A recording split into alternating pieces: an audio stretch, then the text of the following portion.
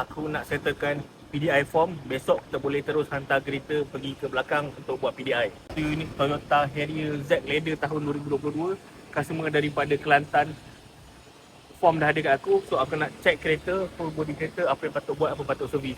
Settle kereta ni, aku akan buat satu lagi PDI form untuk kereta customer aku daripada Putrajaya, Toyota Alphard Type Gold tahun 2022. Let's go. Macam korang tengok PDI form dekat aku. So inilah unit dia, Toyota Harrier Z Ladder. Dah ada body kit, rim memang full spec punya rim. So unit yang ni boleh katakan almost fully loaded. Dah ada blind spot mirror, lepas tu dah ada JBL sound system, dah ada head up display, digital inner mirror, full black interior. Unit yang ni boleh katakan fully loaded. So aku nak buat PDI untuk kereta ini. Unit kedua, Toyota Alphard Golden Ice tahun 2022. Form dah keluar.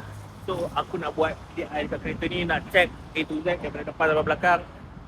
Besok kita akan hantar kereta, hari Isnin kita akan hantar kereta untuk buat PDI. So macam tadi aku dah settlekan Toyota Harrier Z Ladder.